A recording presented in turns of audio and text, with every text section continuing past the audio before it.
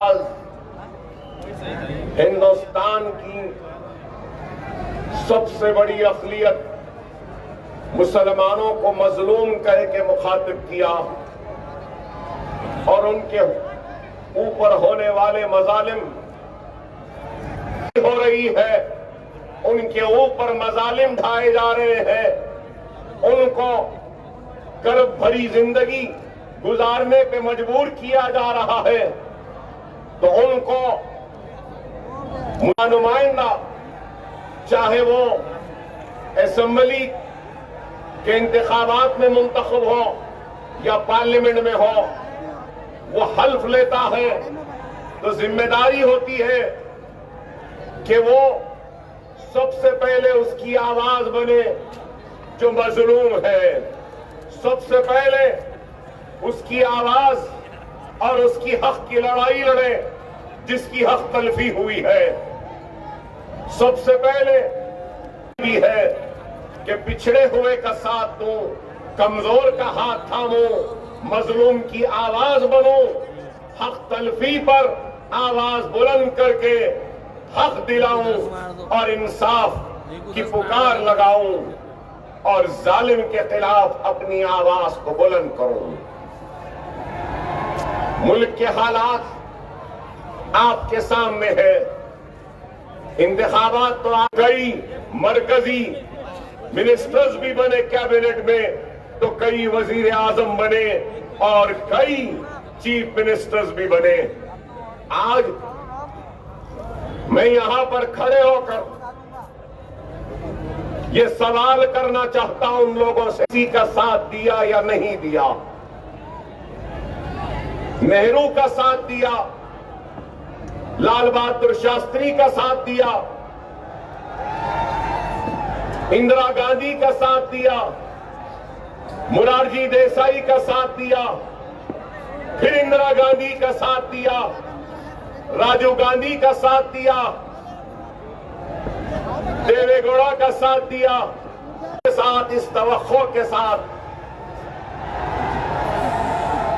कि हमको हमारा हक मिलेगा और दस्तूर ने हमको जो इख्तियारात दिए हैं वो इख्तियारात हमको मिलेंगे।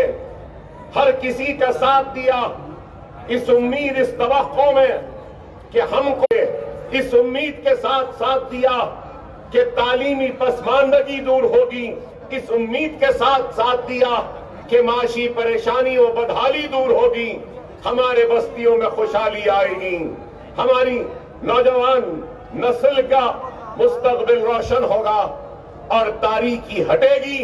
और 10th पास होने वाले अगर इस मुल्क में अगर कोई है तो वो मुसलमान है। सबसे ज्यादा ड्रॉप आउट लेवल तालीम में अगर किसी का है तो वो मुसलमान का है। ग्रेजुएट्स कम है तो मुसलमान, डॉक्टर्स कम है तो मुसलमान, इंजीनियर्स कम है तो मुसलमान, लॉयर्स कम है तो मुसलमान। इंसाफी नहीं, आपने, हर हुकूमतों ने हमें नजरअंदाज किया, हमारी अख्तलफी की, हमको पीछे ढकेल दिया, हमारे बस्तियों में तरक्कियाती सरगर्मियों से हमको महरूम रखा, बैंक के कर्जेजात से हम, और क्या हो सकती है बताइए। और आज मजलिस इत्तेहादुल मुस्लिमीन इसी हक तलफी, इसी नाइंसाफी और इसी जुल्म के खिलाफ आवाज उठा रही है और अपने इस जमहूरी जिद्दोजहद में मजलिस इत्तेहादुल मुस्लिमीन अपने दलित भाइयों को शामिल कर रही है, तो मजलिस इत्तेहादुल मुस्लिमीन बैकवर्ड क्लासेस को अपने साथ में ले रही है और ये बता रही है कि तुम हो और हम हैं जो इस मुल्क ने जिसको नजरअंदाज किया। मजलिस इत्तेहादुल मुस्लिमीन पर इल्जाम लगाने वालों, मजलिस इत्तेहादुल मुस्लिमीन पर तनकीद करने वालों, अगर तुमने हमारे बच्चों को पढ़ा लिया होता, उनको नौकरियां दे दी होती, बस्तियों में तरक्कियाती सरगर्मियां कर दी होती, बैंक से हाथ मजलिस को नहीं लेता अगर सारी चीजें मिल चुकी होती, तुमने महरूम रखा वो कौम जो महरूमियत का शिकार थी। आज वो कौम उम्मीद की नजर से देख रही है तो मजलिस इत्तेहादुल मुस्लिमीन की तरफ एक उम्मीद है, एक तवक्को है, और वो समझते हैं जो काम किया है तालीम के मैदान में और फिर रोजगार के मैदान में, सेहत के मैदान में, ये अपने आप में खुद एक मिसाल है। मैं नहीं समझता कि किसी ने भी इतना काम किया जितना काम Majlis Ittehad, college of BSc and allied, दो दवाखाने, कॉलेज ऑफ आर्किटेक्चर, ये तालीमी मैदान में ये काम, दो दवाखाने, सेहत के मैदान में, और फिर आपको सुन के हैरत होगी कि मजलिस इत्तेहादुल मुस्लिमीन के 9 कोऑपरेटिव बैंक्स हैं, 9 ब्रांचेस हैं दारुस्सलाम कोऑपरेटिव बैंक के, 700 करोड़ के फिक्स डिपॉजिट्स हैं, और उस अमानत के जरिए कई लोगों को रोजी रोटी का इंतजाम किया जाता है, तो घर बनाने के लिए खर्च दिया जाता है। अमली तौर पर काम करने के लिए आए हैं। जो लोग नाकाम हो चुके वो लोग आज मजलिस पे तनकीद करते हैं, जिन्होंने कुछ नहीं किया वो तनकीद करते हैं, सिर्फ वोट बैंक की तरह हमारा इस्तेमाल किया, हमारे वोट लिए। अगर मैं आज आपके दरमियान में आके खड़ा हूं, आपसे मुखातिब हूं, और अगर मुझ में खिताबत करने का अगर हुनर है या सलाहियत है, तो अल्लाह उसके रसूल की कसम नहीं, आपका इत्तेहाद नहीं, आपकी वाबस्तगी नहीं, तो हम कुछ नहीं। मेरे खिताब से पहले इम्तियाज जलील साहब ने मेरे तारीफ के कसीदे पढ़े, शुक्रिया आपका, लेकिन मैं किसी तारीफ, मेरा जोश इनकी वजह से है, मेरा जुनून इनकी वजह से है, मेरी हिम्मत इनकी वजह से है, मेरी ललकार इनकी वजह से है। अगर ये नहीं तो मैं नहीं, मेरी जमात नहीं तो हम सब कुछ नहीं। खुदारा इस बात को समझो, हम जो कुछ भी है जमात से, जितना भी है, जो भी है जमात से है, और जमात रोजे क़यामत तक।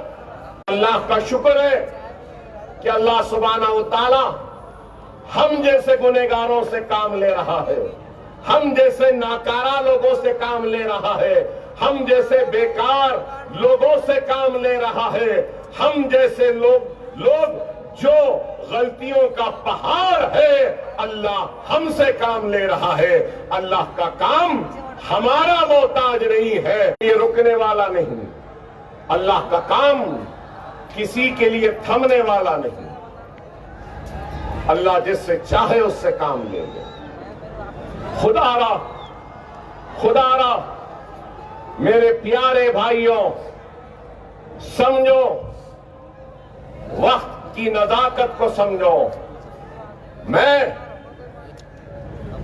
तुम्हारे जोश की कदर करता हूं, मैं तुम्हारे जोश की कदर करता हूं,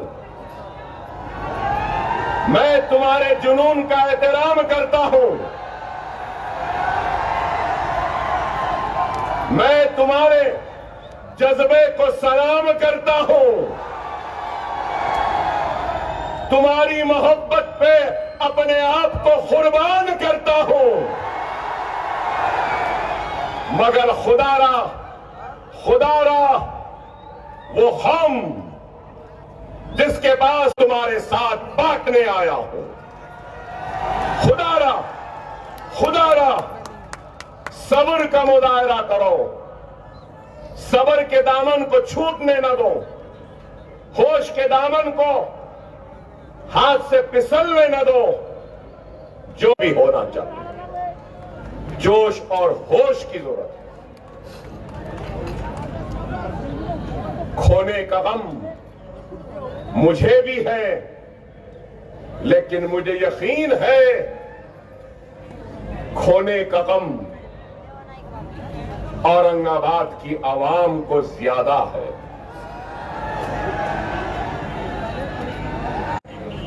अब्दुल रहमान अंतोले के नाम से तो उस क़यादत को गिरा दिया गया था, और वो क़यादत जो कई बरस पहले गिरी 2014 में उठी थी, लेकिन बास कमबख्तों ने का खोने का। क्या तुमको इस बात का एहसास नहीं कि जिस मेहनत, जिस कुर्बानी, जिस जज्बे और जिस मेहनत के बाद हमने जो बनाया था, उसको बिखेरने इस इत्तेहाद को देखकर लोग रश करने लगे, हैरत में थे कि आखिर कैसा औरंगाबाद से पार्लियामेंट मजलिस जीत गई। लोग हैरत कर रहे थे कि कैसे इम्तियाज जलील साहब जीत गए। लेकिन मैं कहूंगा कि बेशक ये मजलिस की जीत थी, बेशक मजलिस के उम्मीदवार इम्तियाज जलील की जीत थी, लेकिन मजलिस वो इम्तियाज जलील से ज्यादा ये आपके इत्तेहाद की जीत थी, आपकी मेहनत की जीत थी, आपकी दुआओं की जीत थी, ये आपकी कोशिशों की जीत थी, ये आपके रोजों की नमाजों की, दुआओं की, इबादतों का सिला था जो कामयाबी के शक्ल में आपको मिला। इम्तियाज जलील साहब पर और मुझ पर बहुत बड़ा एहसान किया आपने, इत्तेहाद को पैदा करके अपनी आवाज को पार्लियामेंट में पहुंचाकर। बहुत बड़ा एहसान। खुदारा समझो इस बात को, लम्हों ने खता की थी, सदियों ने सदा पाई है। आज जोश है, जज्बा है, मोहब्बत है, लेकिन इस जोश, इस मोहब्बत में इस्तिराब भी है, बेचैनी भी है। अरे इस बेचैनी को दूर करो, मुस्तरिब दिलों में, कल्ब में इत्मीनान को पैदा करो, और वो इत्मीनान पैदा होगा तो किस चीज से होगा? सब्र से होगा। अल्लाह की जो भी मर्जी, अल्लाह ने कामयाबी देकर हमको आजमाया तो अल्लाह ने शिकस्त देखोया। क्या मेरे प्यारे भाइयों और बहनों, क्या अब औरंगाबाद के मेयर को भी तुम खोना चाहते हो? क्या तुम खोना चाहते हो? औरंगाबाद का नाम तो बदल गया।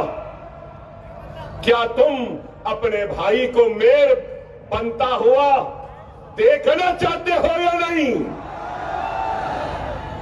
तो आपको फैसला करना होगा। आपको फैसला करमाल नहीं करेंगे तो फिर हम हाथ मलते रह जाएंगे। नाम बदलने वाले औरंगाबाद की मेयर की निशिस्त पे बैठ जाएंगे। खुदारा समझो मेरी इस बात को। मुल्क बड़े ही नाजुक दौर से गुजर रहा है। कभी भी मुल्क इतने नाजुक हालात से नहीं गुजरा जो आज गुजर रहा है। आप बताओ कि 2014 में आपके दिलो दिमाग से सवाल करने आया हूं। क्या लब जिहाद के नाम पर मारा गया, क्या तुम भूल गए? घर वापसी के नाम पर पीटा गया, क्या भूल गए? मॉब लिंचिंग के नाम पर बाजारों में हमको लोच लिया गया, मारा गया, क्या भूल गए? हिजाब के नाम पर, हबी के नाम पे मारा गया, क्या तुम भूल गए? कुर्ते पैजामे के नाम पे मारा गया, क्या तुम भूल गए? मुसलमान कह के मारा गया, क्या तुम भूल गए? ट्रेन में हमारी दाढ़ी थी, गोली मार दी गई, क्या तुम भूल गए? मसाजिद को की अज़ान को बंद कराने की बात हुई, क्या तुम भूल गए? बुलडोजर के जरिए तुम्हारे आबादियों को, घरों को गिराया जा रहा है, क्या तुम भूल गए? तुम्हारे मां बहन के हिजाब को पकड़कर खींचा जा रहा है, क्या तुमको दिखाई नहीं दे रहा है? समझो, खुदारा इसलिए मैंने कहा, मैं खड़े नौजवानों से सवाल है, नीतीश कुमार ने ऐसे हाथ पकड़कर जो हिजाब निकाला, क्या वो हिजाबी, क्या तुम्हारी बहन नहीं? क्या तुम्हारी मां नहीं? क्या तुम्हारी बेटी नहीं? अगर है तो उठो। क्या वो तुम्हारी मां नहीं? क्या वो बुलडोजरों की जद में आते हुए मसाजिद, क्या तुम्हारे अल्लाह के घर नहीं? क्या वो बुलडोजरों के जरिए गिराए जाने वाले घर के क्या तुम्हारे भाई बहन के घर नहीं? जिस पे जुल्म होता है वो मजलूम कौम मुत्तहिद होती है। लेकिन बताओ, मसाजिदों की शहादत क्या तुम्हारे ऊपर जुल्म नहीं? शरीयत का मजाक क्या तुम्हारे ऊपर जुल्म नहीं?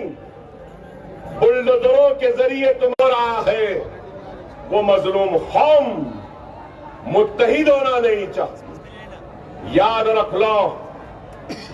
रख लो, अल्लाह कुरान में इरशाद फरमा रहा है कि मैं उस वक्त तक बंदे की मदद नहीं करूंगा जब तक कि वो खुद अपनी मदद नहीं करता। किसी भी वजह से अगर कोई मोमिन भाई अगर तुम्हारा दुश्मन बना है, तुम जिसको सलाम नहीं करते उसको सलाम करना शुरू कर दो।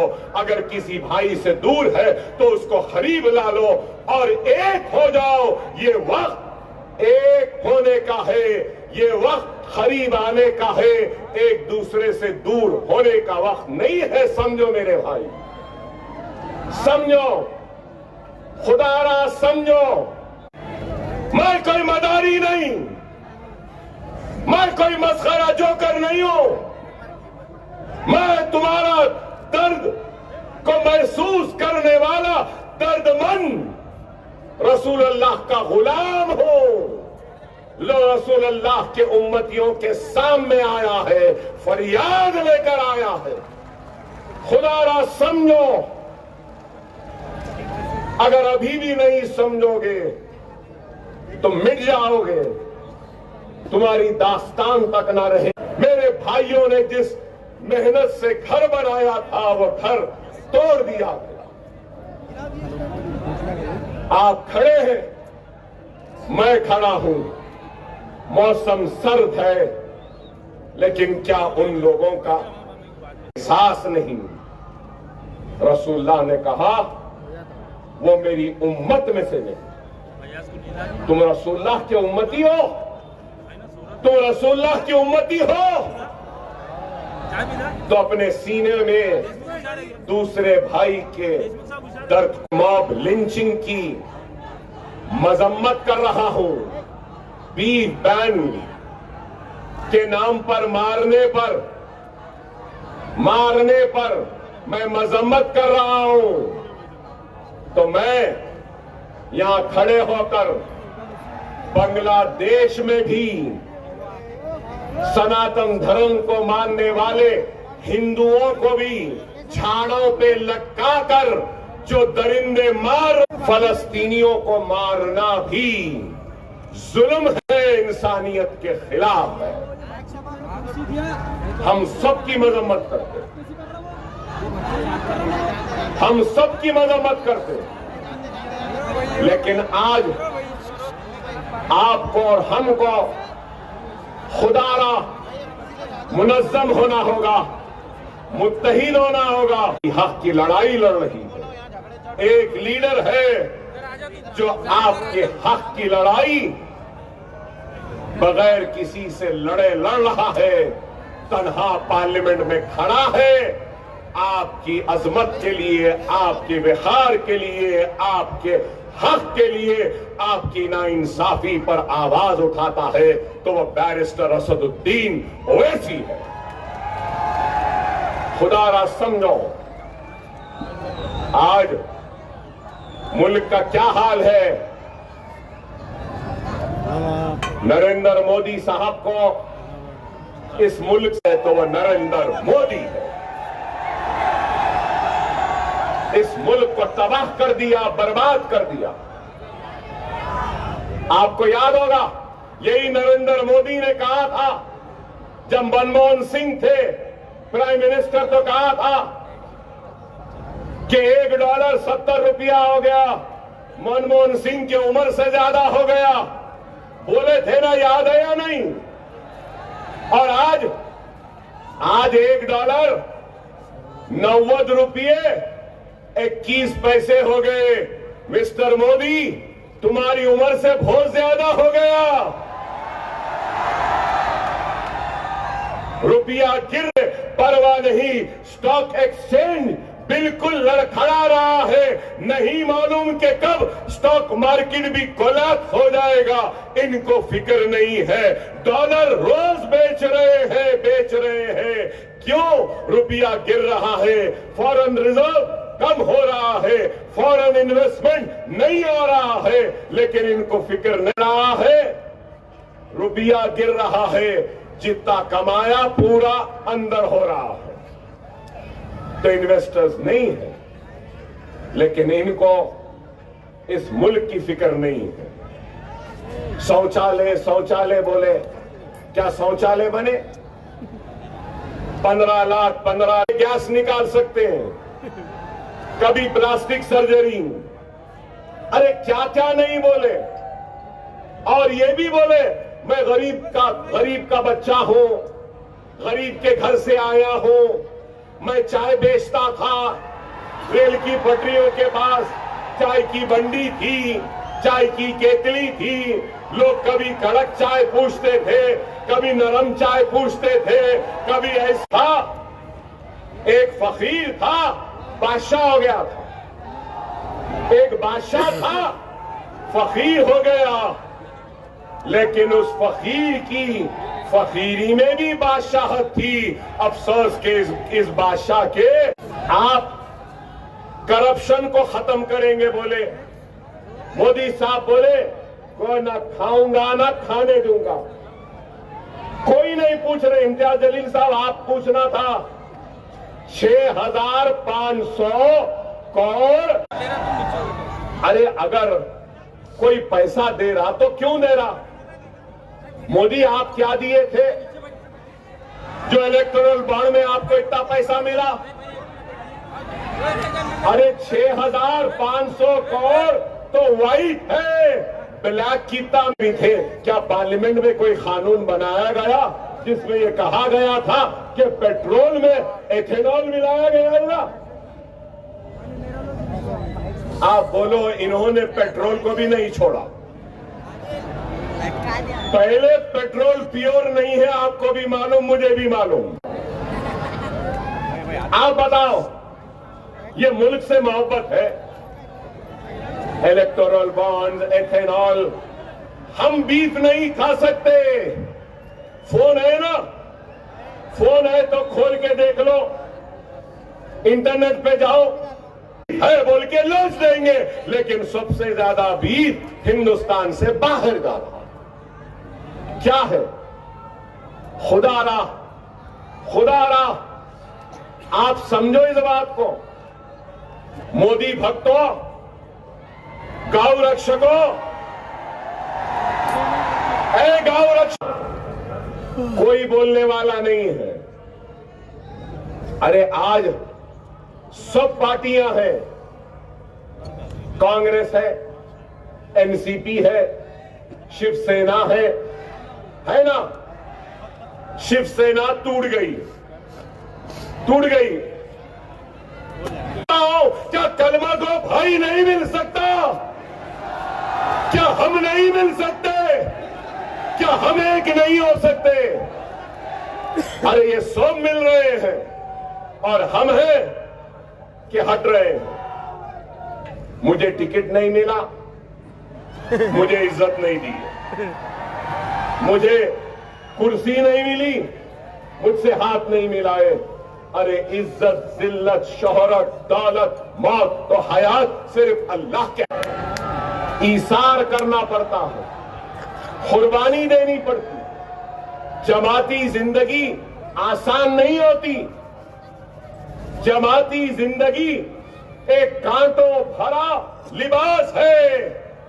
लोगों को ये शेरवानी दिखती है, ये जमात की जिम्मेदारी, जमात की पहचान है, तो इसमें कई सुई भी है। जब कभी भी अकबर ओवैसी औरंगाबाद को आया, इत्तेहाद का भिखारी बनकर, हाथ फैलाकर इत्तेहाद की खैरात की भीख मांगता रहा। आज फिर ये एक दर्द रखने वाला गुनहगार, जिसने हमारे हिजाब को खींचा, जमहूरी तौर से उससे इंतकाम लूंगा। ये खैरात लेकर मैं तुम्हारी शरीयत की हिफाजत करूंगा। ये खैरात लेकर मैं तुम्हारे मसाजिदों की हिफाजत करूंगा। ये खैरात लेकर मैं नौजवानों के मुस्तकबिल को रोशन करने की कोशिश। मिल्लत का मफाद अजीज है अपनी जात से ज्यादा। दावत देता हूं क्या हो, खुदा रहा हो, जमात में आ जाओ। अभी